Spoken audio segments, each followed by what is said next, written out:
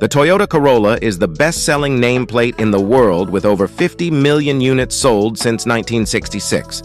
Therefore, every new generation is a crucial step for the Japanese automaker.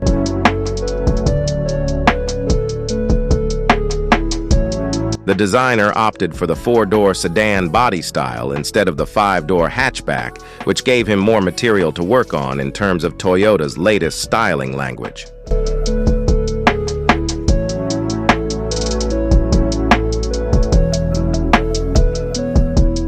The front end looks similar to Toyota's BZ models, but the large intakes hint at the presence of a combustion engine under the bonnet.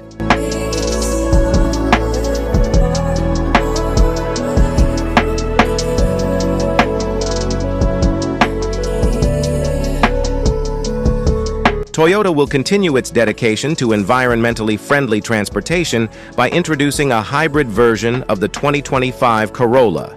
The series parallel hybrid system based on the 1.8-liter 2ZR FXE engine will likely be carried over to the hybrid version.